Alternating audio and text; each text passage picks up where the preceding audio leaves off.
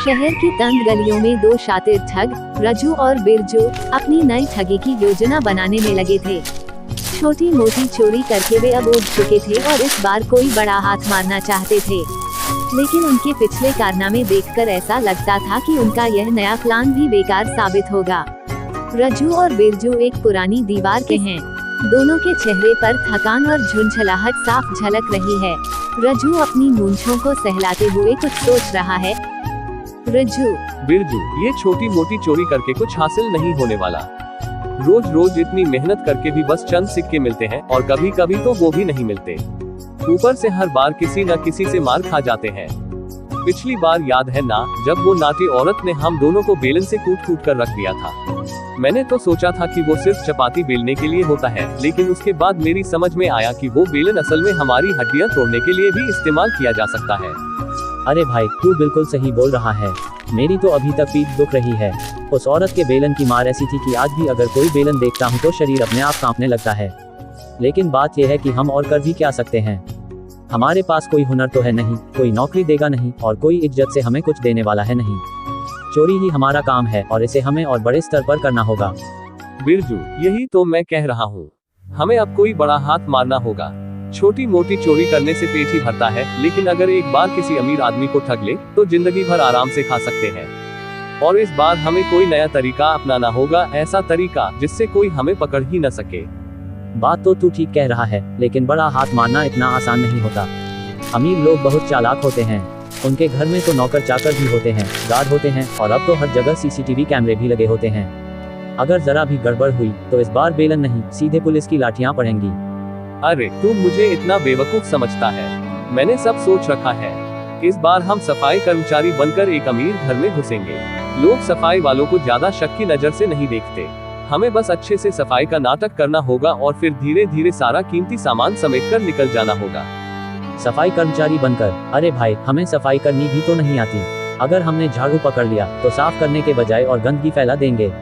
अरे बेवकूफ, हमें सच में सफाई थोड़ी करनी है, बस नाटक करना है। और जब लोग हमारी सफाई देखने में व्यस्त होंगे तब हम उनके गहने, पैसे और कीमती सामान समेटकर कूड़े के डब्बे में डाल देंगे और फिर सफाई के बहाने पूरा डब्बा लेकर चलते बनेंगे। वाह, ये तो शानदार आइडिया है। चल फिर देर किस बात की, जल्दी से अपने सफाई वाले कपड़े तैयार कर लेते हैं और किसी अमीर आदमी के घर चलते हैं। रज्जू और बिरजू अपनी योजना को अमली जामा पहनाने के लिए आगे बढ़ते हैं। रज्जू और बिरजू अपने नए ठगी के प्लान को अंजाम देने के लिए तैयार थे। इस बार उन्होंने सफाई कर्मचारी बनकर चोरी करने का नायाब तरीका अपनाया था। लेकिन क्या उनका ये प्लान काम करेगा या हमेशा की तरह वे किसी मुसीबत में फंस जाएंगे? गली में चलते हुए दोनों ठग इधर उधर नजरें घुमा रहे हैं। उनके बदन पर फटे पुराने कपड़े हैं, लेकिन चेहरे पर आत्मविश्वास झलक रहा है। रज्जू, बिरजू, हमें ऐसा घर ढूंढना होगा जो बड़ा हो, लेकिन जिसके मालिक बेवकूफ हो। समझा? अगर मालिक ज्यादा चालाक हुआ तो हमारा खेल शुरू होने से पहले ही खत्म हो जाएगा। अरे भाई, तेरी बात तो सही है, लेकिन ये बेवकूफ अमीर लोग मिलेंगे कहाँ? अमीर होते ही तभी हैं जब वो चालाक होते हैं। कोई भी हमें इतनी आसानी से घर में घुसने नहीं देगा। अरे तू हमेशा इतनी नेगेटिव बातें क्यों करता है? अगर सोच ही ले कि कोई हमें नहीं घुसने देगा तो फिर ठगी कैसे करेंगे? हम ऐसे अमीर घर को ढूंढेंगे जहाँ कोई ज्यादा सवाल न पूछे और हमें अंदर जाने दे। बस एक बार घर के अंदर घुसे फिर तो हम आराम से अपना काम कर सकते हैं। दोनों धीरे धीरे चलते हुए बड़े मकान के सामने रुकते हैं। घर की ऊंची दीवारें, बड़ी बड़ी खिड़कियां और शानदार दरवाजा देखकर उनके चेहरे पर एक शातिर मुस्कान आ जाती है। बिरजू उत्साहित होते हुए, रज्जू, यही है वो घर। देख कितना बड़ा और आलीशान है। अंदर ढेर सारा माल होगा। हाँ बिरजू, मुझे भी यही लग रहा है। अब हमें बस सफाई कर्मचारी बनकर इस घर में घुसना है और फिर अपना काम शुरू कर देना है। रज्जू और बिरजू अपने फटे पुराने कपड़ों पर एक नजर डालते हैं, करते हैं और फिर बड़े आत्मविश्वास के साथ घर की ओर बढ़ते हैं। रज्जू और बिरजू ने सफाई कर्मचारी बनकर बड़े घर में घुसने की योजना बनाई थी। अब असली परीक्षा ये थी कि क्या वे अपनी चिकनी चुपड़ी बातों से घर के मालिक को बेवकूफ बना पाएंगे। अगर हाँ, तो उनकी ठगी का खेल शुरू होगा, लेकिन अगर नहीं, तो इस बार बेलन या लाठी से बच पाना मुश्किल होगा। 1, दरवाजे पर चालाकी। रज्जू और बिरजू बड़े घर के दरवाजे के बाहर खड़े हैं। दोनों का हुलिया देखकर कोई भी उन्हें असली सफाई कर्मचारी समझ लेगा। रज्जू दरवाजा खटखटाते हुए अंदर से किसी के आने का इंतजार करते हुए। बिरजू, तैयार रहना, यहाँ ज्यादा स्मार्ट बनने की जरूरत नहीं है, बस सीधे सीधे बात करनी है। भाई, अगर इन लोगों ने हमें अंदर नहीं जाने दिया तो। दरवाजा खुलता है और सामने एक अधेड़ उम्र की औरत खड़ी होती है। माथे पर हल्की शिकन, आंखों में संदेह और रज्जू और बिरजू की नजर याद आते ही उनके माथे पर पसीना छलकने लगता है। महिला सख्त आवाज में भौहें चढ़ाकर, हाँ, कौन हो तुम लोग और यहाँ क्या कर रहे हो? बहन जी, हम सफाई कर्मचारी हैं। इस इलाके में हर घर की सफाई कर रहे हैं और बहुत कम पैसों में बहुत अच्छी सफाई कर देते हैं। बस हमें अंदर आने दे, देखिएगा आपका पूरा घर चमक उठेगा। मुझे पहले से ही सफाई वाला मिला हुआ है। तुम लोग कहाँ से आए हो? बहन जी, वो जो सफाई वाले हैं ना, वो बहुत ज्यादा पैसे मांगते हैं। हम बहुत कम में काम कर देंगे और इतनी सफाई करेंगे कि आपको कभी शिकायत नहीं होगी। लेकिन मुझे सफाई करवानी ही नहीं है। मैंने तो अभी अभी खुद ही पूरे घर की सफाई की है। रज्जू और बिरजू एक दूसरे की तरफ देखते हैं। उन्हें समझ नहीं आ रहा कि अब क्या कहें। बिरजू जल्दी से, बहन जी, सफाई तो रोज करनी चाहिए ना। हम बहुत मेहनती लोग हैं, आपको निराश नहीं करेंगे। अच्छा, तो ठीक है, लेकिन अगर जरा भी गड़बड़ की तो मैं बेलन उठाने में देर नहीं करूंगी। रज्जू और बिरजू एक दूसरे की तरफ देखकर राहत की सांस लेते हैं। उनका पहला पड़ाव सफल हो गया। अब वे घर के अंदर थे। रज्जू और बिरजू की चालाकी काम आ गई थी और वे बड़े घर में सफाई के बहाने घुस चुके थे। अब उनके सामने असली चुनौती थी कीमती सामानों पर हाथ साफ करना बिना पकड़े गए। लेकिन क्या यह इतना आसान होगा या फिर इस बार भी किसी मुसीबत में फंस जाएंगे? रज्जू और बिरजू अब अंदर आ चुके थे। घर अंदर से और भी आलीशान था। चारों तरफ कीमती फर्नीचर, झाड़ फानूस, दीवारों पर सोने की पॉलिश वाली तस्वीरें। हर चीज देखकर उनकी आंखें चमक उठी, मानो वे किसी खजाने में आ गए हों। बिरजू, रज्जू, देख तो जरा, इतना बड़ा घर, इतनी महंगी चीजें। भाई, इस घर में तो एक बार हाथ साफ कर दिया तो जिंदगी भर आराम से रहेंगे। हाँ रे बिरजू, लेकिन दिमाग से काम लेना होगा। हमें जल्दीबाजी नहीं करनी, वरना पकड़े गए तो फिर बेलन और डंडों से बचना मुश्किल हो जाएगा। अरे ओ सफाई वालों, जल्दी काम शुरू करो, इधर उधर देखने क्यों खड़े हो? रज्जू और बिरजू जल्दी से सफाई करने का नाटक करने लगते हैं। रज्जू झाड़ू उठाकर फर्श पर हल्के से घसीटने लगता है, जबकि बिरजू कपड़े से टेबल साफ करने का दिखावा करता है। लेकिन असली खेल कुछ और ही था। बिरजू और रज्जू धीरे धीरे सफाई करते हुए कीमती सामानों पर नजर रख रहे थे। एक तरफ कीमती गहनों का डिब्बा रखा था, तो दूसरी तरफ सोने की मूर्तियाँ। बिरजू धीरे से फुसफुसाकर, रज्जू, जल्दी बता, क्या क्या उठाएं? सब कुछ उठा लें। अबे पागल मत बन, अगर सब गायब हो गया तो ये लोग सीधे हमें पकड़ लेंगे। हमें धीरे धीरे चोरी करनी होगी। पहले कुछ छोटे आइटम उठाते हैं, फिर धीरे धीरे बड़े हाथ मारेंगे। बिरजू धीरे से टेबल पर रखी एक चांदी की कटोरी उठाने लगता है, लेकिन तभी अचानक महिला किचन से बाहर आ जाती है। अरे, तुम लोग सफाई कर रहे हो या चोरी? अरे बहन जी, सफाई ही तो कर रहे हैं। देखिए, हमने तो आधा घर साफ भी कर दिया। महिला कुछ देर तक उन्हें घूरती रहती है, फिर वापस किचन में चली जाती है। रज्जू और बिरजू एक दूसरे को राहत की सांस लेकर देखते हैं, लेकिन अब वे समझ चुके थे कि यह आसान काम नहीं होगा। बिरजू धीरे से गहरी सांस लेते हुए, भाई, इस घर से सामान निकालना उतना आसान नहीं जितना सोचा था।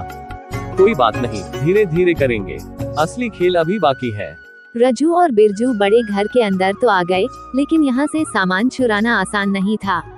घर की मालकिन उन पर नजर रख रही थी और जरा सी भी गलती उनकी सारी मेहनत पर पानी फेर सकती थी। अब उन्हें न सिर्फ चालाकी दिखानी थी, बल्कि ऐसा कोई तरीका खोजना था जिससे बिना शक के वे अपना काम कर सकें। रज्जू और बिरजू धीरे धीरे सफाई के बहाने पूरे घर में घूमने लगे। उनकी नजरें हर उस जगह पर थी जहां कोई कीमती सामान रखा हो। बिरजू धीरे से रज्जू के कान में फुसफुसाते हुए, भाई देखना, वो सामने वाली अलमारी में कुछ चमकदार चीजें दिख रही हैं। शायद गहने होंगे। हाँ, लेकिन अभी मत छू। पहले देखना होगा कि मालकिन की नजर हम पर है या नहीं। अगर वो इधर आई तो हमें सफाई करने का नाटक करना होगा। तुम लोग इतनी देर से सफाई ही कर रहे हो, घर ज्यादा बड़ा भी नहीं है। अरे बहन जी, हम बहुत बढ़िया सफाई करते हैं, बस कोनों तक पहुंचने में थोड़ा समय लग जाता है। ठीक है, लेकिन जल्दी खत्म करो। महिला वापस किचन में चली जाती है। रजू और बिरजू फिर से राहत की सांस लेते हैं। रजू ने देखा कि महिला अब अंदर किचन में व्यस्त हो चुकी थी। यह उनका पहला मौका था कुछ चुराने का। रजू धीरे से बिरजू को इशारा करते हुए, बिरजू, अब वक्त आ गया है, जल्दी से अलमारी खोल और देख कि उसमें क्या क्या रखा है। भाई, इसमें सोने की चूड़ियाँ, हार और कुछ पैसे हैं। जल्दी बता, क्या उठाएं? अभी बस कुछ ही सामान उठाते हैं, ज्यादा लेने से शक हो सकता है। तू वो 2 चूड़ियाँ उठा और वो छोटा सा गहनों का डिब्बा भी ले ले। बिरजू जल्दी से चूड़ियाँ और गहनों का छोटा डिब्बा उठाकर अपनी जेब में डाल लेता है। लेकिन तभी एक गलती हो जाती है, डिब्बा गिरकर फर्श पर गिर जाता है, जिससे एक हल्की आवाज होती है।